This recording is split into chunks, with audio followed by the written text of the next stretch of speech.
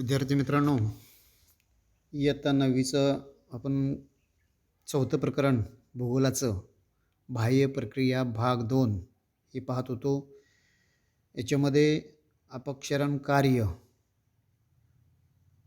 आणि अपक्षरण कार्यामुळं भूपृष्ठाची मुख्यतः झीज होते हे आपण पाहिलेलं आहे.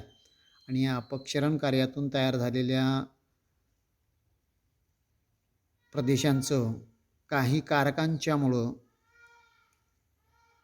खनन कार्य, संचयन कार्य आणि वहन कार्य होत असतं.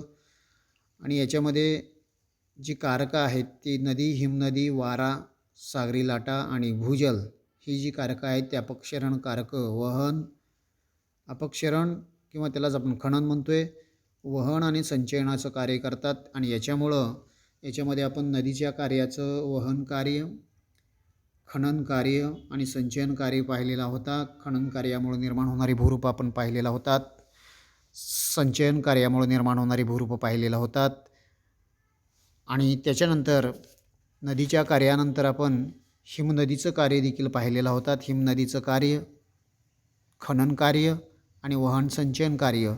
खनन कार्यामुळे तयार होणारी भूरूप आणि वहन संचयनामुळं तयार होणारी भूरूप आपण पाहिलेला होतात. त्याच पद्धतीनं पाठ्यपुस्तकामध्ये तुम्हाला जी चित्र दिलेली आहेत, छायाचित्र दिलेले आहेत, म्हणजे छायाचित्रांमधून ते पाहून तुम्ही छायाचित्रांवरती ज्या ठिकाणी रिकामी चौकट सांगितलेली होती किंवा रिकामी चौकट दिलेली आहे त्या ठिकाणी ते कोणत्या कारकामुळं आणि त्या कारकाच्या कोणत्या कार्यामुळं निर्माण होणारे भूरूप आहेत ते लिहायला तुम्हाला सांगितलेलं होतं.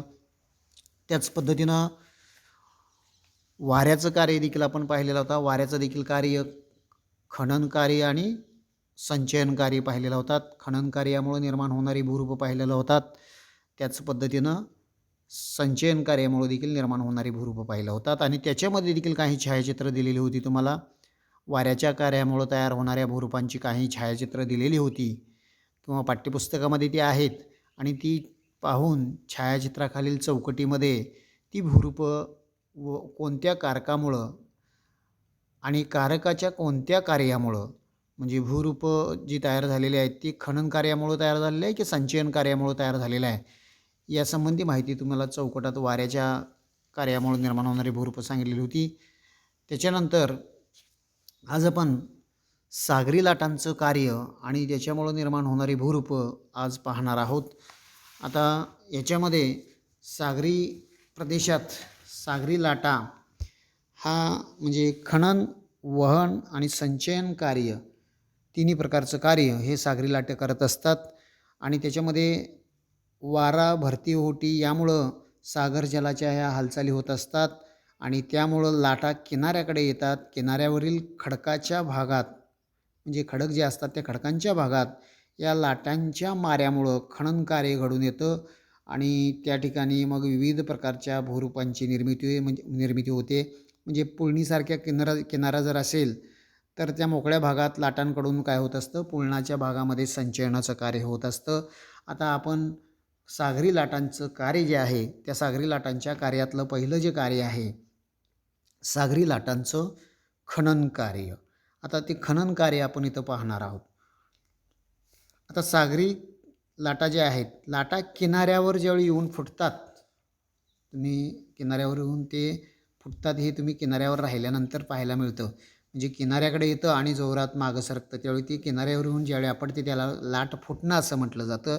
आणि फुटल्यानंतर पाणी आणि त्याचबरोबर तसेच त्याच्याबरोबर वाहून आणलेले दगडगोटे, रेती, वाळू इत्यादी पदार्थ या किनाऱ्यावरून आपटतात. हे तुम्ही कुठं सहलीला वगैरे गेलेला असाल किंवा सागर किनारपट्टी या ठिकाणी आहे, असं गणपतपुळे असू दे, रत्नागिरी असू दे किंवा मुंबईसारख्या ठिकाणी तुम्ही गेलेला असाल तर तुम्हाला तिथं गेल्यानंतर तुम्ही ह्या अगोदर बऱ्याच वेळा गेलेला असाल तर तुम्ही तिथं गेल्यानंतर अनुभवलेला देखील असाल की ज्यावेळी लाटा किनाऱ्याकडे येत असतात त्यावेळी आपल्याबरोबर दगडगोटे, रेती, वाळू इत्यादी पदार्थ काय होतात, किनाऱ्यावरती जोराने येऊन आपटत असतात आणि त्यामुळं किनाऱ्याची झीज होते.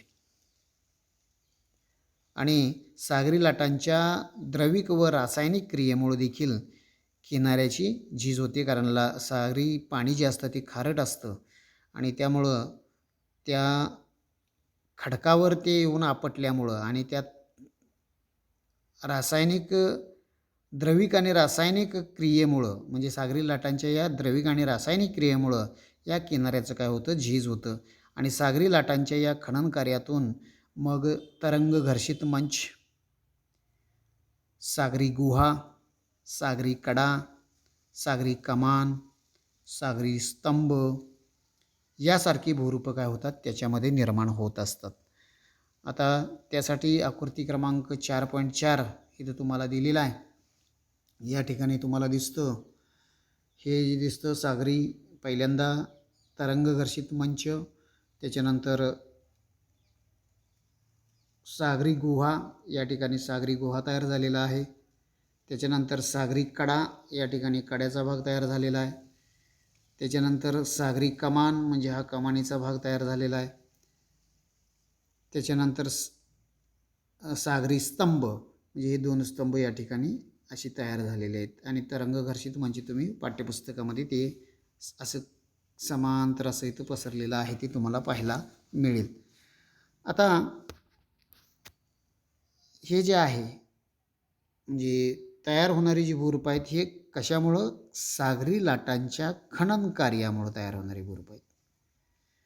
आता सागरी लाटांचं संचयन कार्य, याच्यामुळं देखील काही भूरूपं तयार होत असतात.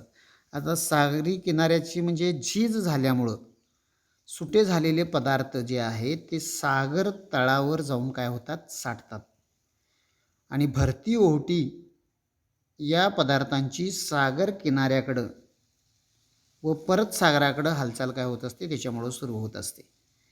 आणि त्यामुळं हे पदार्थ एकमेकांवर आपटून बारीक होतात आणि अशा पदार्थांचं संचयन लाटांचा प्रभाव कमी असलेल्या किनारी भागामध्ये संचयन होत असतं.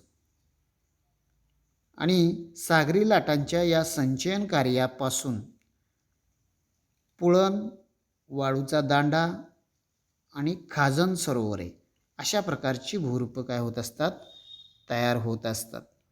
आता तुम्हाला सागरी लाटांच्या 2 कार्यांची माहिती इथं आपण पाहिला, ती खनन कार्य आणि एक संचयन कार्य.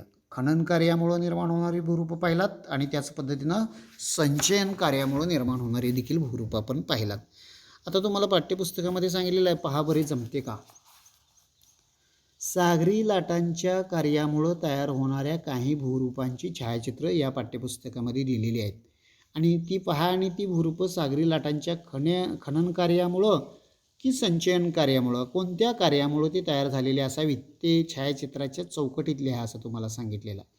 आणि दुसरं एक सांगितलेलं आहे, छायाचित्रात दाखवलेली सागरी लाटांपासून तयार झालेली कोणती भूरूपं कोकणाच्या किनारपट्टीवरती पाहायला मिळतात, याची माहिती तुम्हाला इंटरनेटच्या साहाय्यानं पाहायला सांगितलेलं आहे. ती माहिती तुम्ही मिळवायची आहे.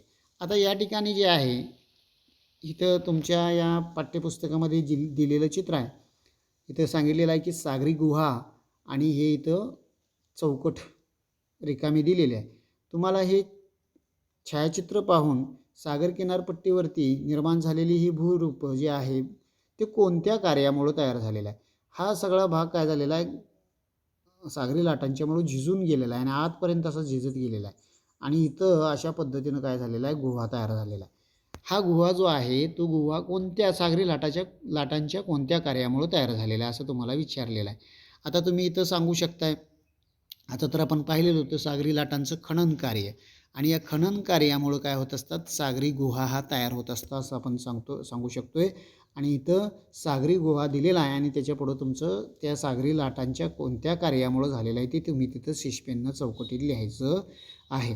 पेननं लिहिण्यापेक्षा शिशपेननं लिहिलात तर चांगलं होईल, कारण हे पाठ्यपुस्तक तुम्ही जर पुढच्या विद्यार्थ्यांना तुम्ही पुढच्या वर्गात गेल्यानंतर वापरण्यासाठी देणार असाल तर तुम्हाला ते काय होऊ शकतं, त्या विद्यार्थ्यांना तुम्ही केलेली कृती जी आहे ते खोडरबरनं खोडून किंवा तुम्हीच वर्षाच्या अखेरला ते काय काय तुम्ही लिहिलेलं आहात ते खोडरबरनं खोडून दिलात तर त्या पुढील विद्यार्थ्याला ते उपयोगी पुस्तकं पडू शकतं. कारण त्याला मग पुढच्या वेळी काय होणार आहे, तिथं तयार उत्तर त्याला मिळणार आहे त्याच्या डोक्यात, म्हणजे त्याचं डोकं तिथं तो चालवून तो उत्तर दिलेलं नसणार आहे.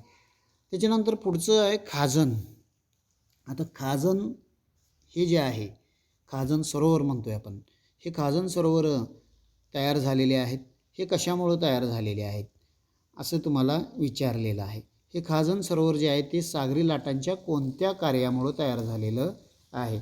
आता ही सागर किनारपट्टी आहे, इकडून आलेल्या लाटा आहेत आणि हा भाग असा आतमध्ये इथंपर्यंत सागराचं पाणी आहे, पण गाळाचं संचयन होऊन होऊन काय होतं, हा भाग काय होतो, इथं बांध नैसर्गिकरित्या बांध तयार होतो आणि हा भाग तेवढाच काय होतो, समुद्राचा होतो. याच्यामध्ये लाटा नसतात किंवा इथं हे बंदच झालेलं आहे सागरी किनाऱ्याकडून येणारे लाटा, आणि त्यामुळे तिथं खाजन सरोवर म्हणून त्याचा उपयोग करतात. खाजन सरोवरांचा उपयोग कशासाठी करतात, मिठाग्रह मीठ तयार करण्यासाठी या खाजन सरोवरांचा उपयोग केला जात असतो.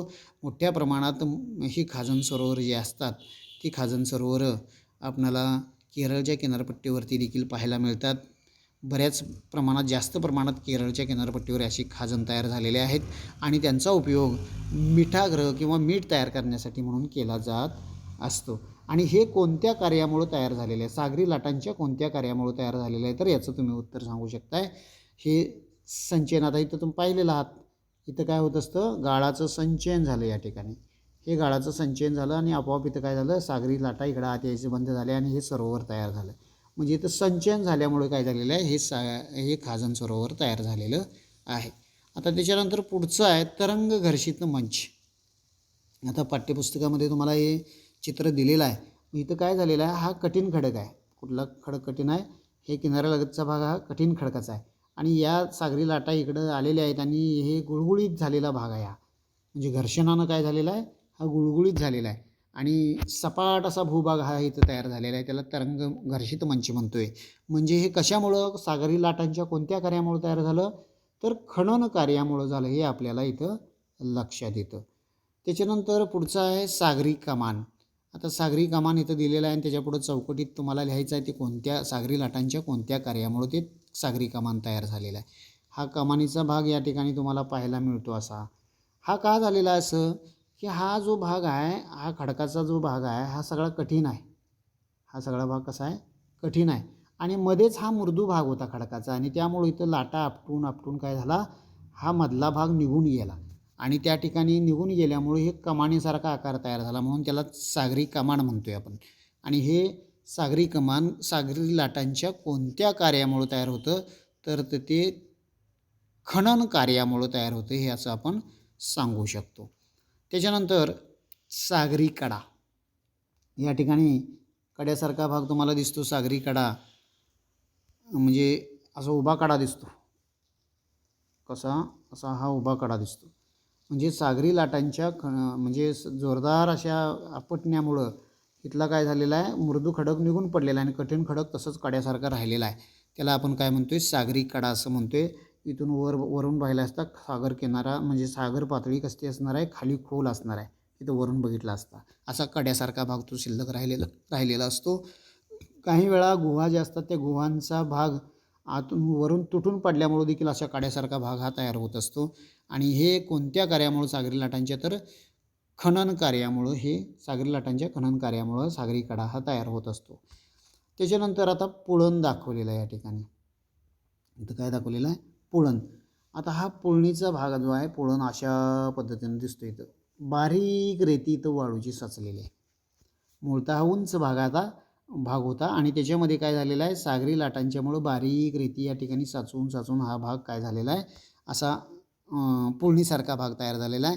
हा कोणत्या कार्यामुळं तयार होतो आहे, सागरी लाटांच्या, तर इथं संचयन कार्यामुळं काय होत असतं, हे सागरी लाटांच्या संचयन कार्यामुळं बारीक रेतीसारख्या वाळूचा भाग हा शिल्लक जो राहतो त्याला आपण पुळण असं म्हणत असतो. त्याच्यानंतर वाळूचा दांडा. हा वाळूचा दांडा जो आहे हा देखील सागरी लाटांच्या संचयन कार्यामुळे होतं. इकडे एक सागर आहे आणि इकडे एक सागर आहे. इथं काय झालेलं आहे, संचयन कार्य झालेलं आहे आणि संचयन कार्यामुळं काय झालेलं आहे, दोन सागरांना विभागला गेलेला आहे तो आणि मध्येच हा काय झालेला आहे, असा वाळूचा दांडा हा तयार झालेला आहे. हे देखील कार्य संचयनाच्या कार्यामुळे तयार झालेलं हे भूरूप आपल्याला पाहायला मिळतं. त्याच्यानंतर इथं हे चित्र जे आहे तुम्हाला सांगितलेलं आहे याच्यामध्ये वरील चित्रातील सागर निर्मित भूरूप ओळखायला सांगितलेलं आहे आणि नावं द्यायला सांगितलेलं आहे. आता इथं तुम्हाला दिसतात काय कोणकोणती भूरूपं दिसतात बघा. यात पाहिल्यानंतर तुम्हाला इथं कमानी दिसतात. इथे एक कमान आहे, इथे एक कमान आहे, या ठिकाणी एक कमान आहे. त्याच्यानंतर आणखीन कुठं दिसतं, हा पुळणीचा भाग दिसतो, म्हणजे इथं पुळण दिसतं बघा. हा आकार असं पुळण या ठिकाणी तुम्हाला पाहायला मिळतं. त्याच्यानंतर वाळूचा दांडा या ठिकाणी तुम्हाला पाहायला मिळतो. म्हणजे अशी ही भूरूपांना तुम्ही इथं काय करायचं आहेत, नावं द्यायची आहेत. म्हणजे हे छायाचित्र जे आहे ते सागर निर्मित भूरूपं याच्यामध्ये भरपूर आहेत आणि त्यांना तुम्ही काय करायचं, ती भूरूपं कोणती आहेत, कोणत्या कार्यामुळं सागरी लाटांच्या खनन कार्यामुळं निर्माण झालेले आहेत का संचयन कार्यामुळे निर्माण झालेले आहेत आणि ती कोणती भूरूपं निर्माण झालेली आहेत याची नावं तुम्ही तिथं लिहायची आहेत. त्याच्यानंतर आपण आता पुढच्या कारकाकडे वळणार आहोत की भूजल. भूजल जे आहे, भूजलामुळे देखील काय होत असतात, वेगवेगळ्या प्रकारची भूरूपं. म्हणजे पावसाचं पाणी जे असतं ते पावसाचं पाणी काय होत असतं, ज्यावेळी जमिनीत मुरतं म्हणजे सच्छिद्र खडकातून काय होत असतं ते, किंवा भेगांमधून ती भूपृष्ठाखाली जाते आणि भूपृष्ठाखालील हे म्हणजे भूपृष्ठाखाली गेलेलं हे पाणी जे आहे, म्हणजे आता जमीन अशी सपाट आहे म्हणून समजा, याच्यामध्ये पावसाचे थेंबांमुळे पाऊस पडलेला आहे आणि हे जर सच्छिद्र खडक असेल आणि त्याच्या खाली आता खडकाचे थर वेगवेगळ्या प्रकारचे असतात आणि कठीण खडकाचा भाग या ठिकाणी, असा कठीण खडकाचा भाग या ठिकाणी खाली असेल तर ते असे छिद्रातून वाहत जाऊन परत तिथं काय होत असतं, ते उताराच्या दिशेनं, त्या कठीण खडकाचा उतार कोणीकडे आहे त्या दिशेनं काय होतं, ते व्हायला लागतं. आणि हे जे पाणी आहे त्या पाण्याला आपण भूजल असं म्हणतोय, किंवा अछिद्र खडकाच्या थरापर्यंत ते जाऊन साचलेलं जे पाणी आहे, असं साठलेलं पाणी जे असतं त्याला आपण भूजल असं म्हणतोय.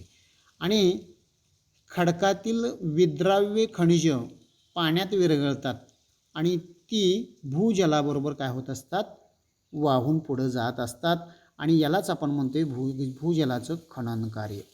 आता हे दोन प्रकारच्या जमिनी आपण पाहिलात की कठीण खडकाचं खाली आहे आणि हे जे विद्राव्य म्हणजे विरघळलेले पदार्थ ते काय होतात, असे वाहत येत असतात आणि ते पुढं पदार्थ ते वाहून नेले जात असतात. त्याला काय म्हणतोय आपण, या भूजलाचं खनन कार्य असं म्हटलं जातं. आता भूजलाचं बाष्पीभवन झाल्यास आता खाली काय होतं, काही वेळा गुहे तयार होत असतात. स्क्रीनवरती तुम्हाला गुहा दिसतो, या ठिकाणी काय झालेलं आहे, इथं सगळा मध्ये भाग झिजून गेलेला आहे आणि या ठिकाणी हा काय झालेला आहे, असा गुह्यासारखा भाग तयार झालेला आहे. आणि काही वेळा काय होतं, या छताकडून म्हणजे भूजलाचं बाष्पीभवन, म्हणजे इथं या गुहेतून काय होतं, पाण्याचं बाष्पीभवन होतं आणि बाष्पीभवन झाल्यामुळं किंवा भूजलाच्या द्रवण क्षमतेपेक्षा जास्त ते जर साचलेलं असेल तर अशावेळी विद्राव्य खनिजांचा पुरवठा झाल्यास त्यातील विरघळलेल्या स्थितीतील खनिजांचं संचयन व्हायला लागतं आणि अशा प्रकारचे म्हणजे भूजलाचं जे आहे ते खनन कार्य आणि संचयन कार्य असे दोन कार्य या भूजलापासून देखील निर्माण होत असतात. म्हणजे जसं आपण नदी पाहिलं, हिमनदी पाहिलं, त्यानंतर वारा पाहिला, सागरी लाटा पाहिलं, त्यांचं कार्य खनन आणि वहन आणि संचयन, तसंच या भूजलाचं देखील काय आहे, खनन, वहन आणि संचयन असं कार्य आहे. अशा प्रकारे भूजलाचं खनन, वहन आणि संचयन होत असते आणि भूजलाच्या या कार्यामुळं विलयविवर तयार होत असतात. जास्त करून विलयविवर हे कुठं होत असतात, चुनखडीच्या प्रदेशामध्ये, आणि गुहा तयार होत असतो. अधोमुखी आणि ऊर्ध्वमुखी लवणस्तंभ देखील त्या ठिकाणी तयार होत असतात. आता ही लवणस्तंभ पाहण्या अगोदर आपण भूजल पातळी पहिल्यांदा समजावून घेणं गरजेचं आहे. आता भूजल पातळी कशाला म्हणायचं, भूपृष्ठाखाली साचलेल्या जलाच्या वरच्या पातळीला आपण काय म्हणतोय, भूजल पातळी असं म्हणतोय. आणि ऋतुमानानुसार खडकांची सच्छिद्रता, पर्जन्यमान इत्यादी घटकानुसार भूजलाची पातळी ही बदलत असते. आता पावसाळ्यामध्ये तुम्ही जर कधी जाता येता किंवा रस्त्याला कुठं विहीर पाहिलेला असाल तर तुम्ही त्या विहिरीच्या पाण्याची पातळी उन्हाळ्यात देखील पाहायचं आणि पावसाळ्यात देखील पाहायचं. तुम्हाला त्यात काय बदल जाणवतो ते तुम्हाला स्वतःला अनुभव आलेला असेल. आता पावसाळ्यात भूजल पातळी ही काय असते, भूपृष्ठाजवळ असते. तर उन्हाळ्यामध्ये भूजल पातळी ही काय असते, खोल असते. तुम्ही बघा विहिरीला उन्हाळ्यामध्ये म्हणतोय आपण मोटर 2च तास चालायला लागलं आहे, 1च तास चालायला लागलं आहे, विहिरीतलं सगळं पाणी संपलं आहे, असं आपण आपण बोलत असतो. त्यावरून ते आपल्याला लक्षात येतं की भूजल पातळी ही काय असते, उन्हाळ्यात खाली गेलेली असते. आणि पावसाळ्यामध्ये भूजल पातळी ही काय असते, जमिनीवर आलेली असते. म्हणजे पावसाळ्यामध्ये तुम्ही त्याच विहिरीकडं तुम्ही जर गेलात, उन्हाळ्यामध्ये ज्या विहिरीत आपण बघितलेलं होतं त्याच विहिरीकडं आपण पावसाळ्यात गेलात तर तुम्हाला दिसतं की पाणी हे काय झालेलं असतं, विहिरीत फुल्ल तुडुंब भरलेलं आपणाला पाहायला मिळतं. म्हणजे भूजल पातळी ही कशाला म्हणायची असते, भूपृष्ठाखाली साचलेल्या जलाच्या वरच्या पातळीला आपण काय म्हणतोय, भूजल पातळी असं म्हणतोय. आणि ते उन्हाळ्यात वेगळी असते आणि पावसाळ्यात वेगळी असते. आता तुम्हाला काय म्हटलेलं आहे, शोधा पाहू म्हणून सांगितलेलं आहे. महाराष्ट्रात चुनखडकांच्या गुहा किंवा लवणस्तंभ कोठे आहेत ते शोधा. त्याच्यानंतर चुनखडीच्या भूरूपांच्या प्रदेशाला कार्स्ट असे का म्हणतात, आणि त्याच्यानंतर तुम्हाला ते शोधायला सांगितलेलं आहे. अहमदनगर जिल्ह्यामध्ये गेलात तर तुम्हाला तिथं चुनखडकाच्या गुहा, तुम्हाला लवणस्तंभ वगैरे पाहायला मिळतील. त्याच्यानंतर एक विचार करा म्हणून तुम्हाला सांगितलेलं आहे हिरव्या चौकटीमध्ये पाठ्यपुस्तकामध्ये. रामूला आपल्या शेतात विहीर खोदायची आहे, पण त्याला प्रश्न पडला आहे. काय प्रश्न पडला आहे की कोणत्या ऋतूत खोदावी म्हणजे विहिरीला जास्त काळ पाणी मिळेल. आता तुम्ही रामूला सुचवायचं आहे, बाबा कोणत्या ऋतूत विहीर खोदायला पाहिजे. तुम्ही जर विचार केलेला असाल, डोकं चालवलेलं असाल तर तुम्हाला देखील त्याचं उत्तर सांगता येईल. तुमच्या डोक्यात देखील ते उत्तर आलेलं असेल की उन्हाळ्यामध्येच विहीर खोदली पाहिजे. कारण का, भूजल पातळी म्हणजे जास्त काळ आपणाला पाणी उन्हाळ्यात जर मिळालं त्या विहिरीला पाणी, तर ते 12ही महिने त्या विहिरीला पाणी असणार आहे. त्यासाठी ती रामूला आपण सुचवायचं आहे की बाबा विहीर खोदत असताना उन्हाळ्यामध्ये आपण खोदलं पाहिजे. आणि एक सांगितलेलं आहे तुम्हाला, पहा बरे जमते का म्हणून सांगितलेलं आहे. भूजलाच्या कार्यामुळे तयार झालेल्या काही भूरूपांची छायाचित्र दिलेली आहेत. आता एक छायाचित्र तुमच्यासमोर स्क्रीनवरती आहे. ही भूरूपं भूजलाच्या खनन, संचयन यापैकी कोणत्या कार्यामुळे तयार झाली असावीत, ते छायाचित्र खालील चौकटीमध्ये लिहायला सांगितलेलं आहे. आता विलय विहार, इथं काय सांगितलेलं आहे, विलय विवर हे भूजलाच्या कोणत्या कार्यामुळे तयार झालेलं आहे. विलय विवर हे भूजलाच्या कोणत्या कार्यामुळे तयार झालेलं आहे. तर हे विलय विवर हे भूजलाच्या खनन कार्यामुळं काय होत असतात, भूरूपं तयार होत असतात. विलय विवर हे म्हणजे हे सगळा भाग जो दिसतो हे निघून गेलेला आहे. हे काय झालेलं आहे, हा भाग निघून गेलेला आहे. म्हणजे खनन कार्यामुळं, भूजलाच्या खनन कार्यामुळे विलय विवर काय होत असतात, तयार होत असतात. त्याच्यानंतर पुढचं जे आहे ते तुम्हाला सांगितलेलं आहे की लवणस्तंभ दाखवलेले आहेत. म्हणजे अधोमुखी आणि ऊर्ध्वमुखी लवणस्तंभ. ज्यावेळी पाणी, म्हणजे तुम्हाला सांगितलं होतं मी, काय होत असतं, असा भूपृष्ठाचा भाग आहे आणि खाली कठीण खडक आहे. ज्यावेळी पाणी झिरपून येत असतात आणि इथं कठीण खडकाच्या ठिकाणी पाणी झिरपण्याऐवजी तो उताराच्या दिशेनं व्हायला लागतो आणि त्यावेळी त्या आत गुहे तयार होत असतात. इथं गुहा जो तयार झाला आहे की नाही या पद्धतीचं, म्हणजे इथं गुहा जो तयार झाला आहे, हा छत आहे गुहाचा आणि खालचा भाग आहे आणि ही गुहा तयार झालेला आहे. आणि याच्यामध्ये काय होत असतं, वारंवार म्हणजे पाणी पाझरत असल्यामुळं वरून इथं या ठिकाणी वरून काय होत असतं, छताकडून खाली पाणी ठिपकत असतं असं. आणि ठिपकत असताना त्यातले क्षार काय होतात, तिथं वर तसेच काय राहतात, चिकटून राहतात आणि असे हे क्षार वरून खाली वाढायला लागतात. आणि काही खाली ज्या ठिकाणी ठिपकत असतं त्या ठिकाणी हे क्षार काय होत असतात, खालून वर वाढायला लागतात. त्याला आपण 2 लवणस्तंभ म्हणतोय, अधोमुखी लवणस्तंभ आणि ऊर्ध्वमुखी लवणस्तंभ. अधोमुखी म्हणजे वरून खाली वाढणारं आणि ऊर्ध्व म्हणजे काय, खालून वर वाढणारी ही लवणस्तंभ. काही वेळा ही लवणस्तंभ एकमेकांना चिकटतात आणि जोड स्तंभ तयार होतात. आणि काही वेळा हा भाग, गुह्याचा भाग काय होत असतो, या स्तंभांच्यामुळं किंवा क्षारांच्यामुळं हा गुहा झाकून देखील जाण्याची शक्यता असते. म्हणजे अशा पद्धतीनं ही सागरी, हे कशामुळं तयार झाला, आता लवणस्तंभ ही हे अधोमुखी लवणस्तंभ आणि ऊर्ध्वमुखी लवणस्तंभ जे आहे ते गुहा वगैरे तयार झाल्या. गुहा तयार झाला तो खनन कार्यामुळं, आणि लवणस्तंभ जी काही तयार झालेली आहेत ती काय झालेलं आहे, या भूजलाच्या किंवा भूजलाच्या संचयन कार्यामुळं काय झालेलं आहे, हे लवणस्तंभ हे तयार झालेले आहेत.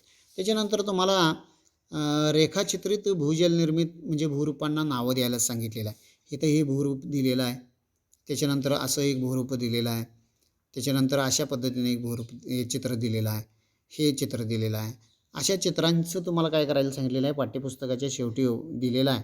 आकृत्यांमधील भूरूप कोणती आहेत ती ओळखायला सांगितलेलं आहे. आता हे शेवटचं जे भूरूप आहे तुम्हाला दिसतं, हे भूरूप कोणतं आहे हे तुम्ही सांगू शकताय. हे भूरूप जे आहे ते सरळ दिसतं बाबा, हे असं नदी वाहत आलेलं आहे आणि नदीच्या मुखाशी गाळाचं संचयन होत गेलेलं आहे, आणि या नदीच्या मुखाशी गाळाचं संचयन होऊन असा हा त्रिभुज प्रदेश इथं तयार झालेला आहे.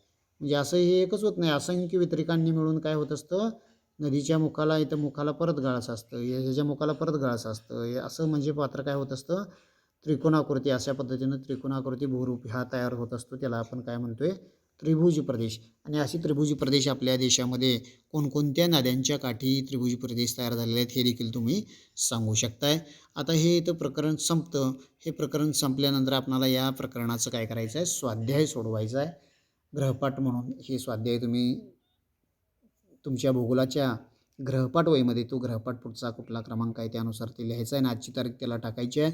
याच्यामध्ये प्रश्न आहेत, योग्य विधान ओळखून लिहा असं सांगितलेलं आहे, पहिला प्रश्न. दुसरा प्रश्न, अयोग्य विधाने ओळखून दुरुस्त करून लिहायला सांगितलेला आहे, आणि त्याच्यानंतर चुकीची जोडी ओळखून लिहायला सांगितलेला आहे. आणि पाचवा प्रश्न जो दिलेला आहे तो भूरूपांचे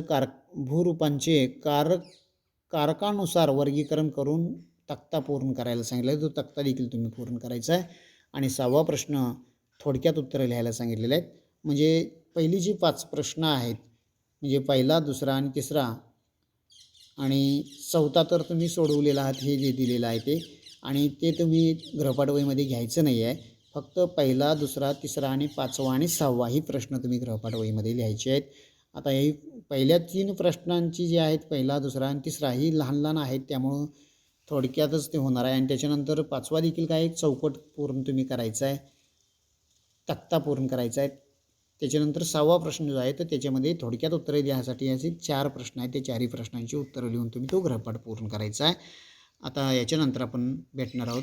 इथं आपलं हे प्रकरण संपतं. आता याच्यानंतर पुढच्या तासिकेला आपण भेटणार आहोत. धन्यवाद.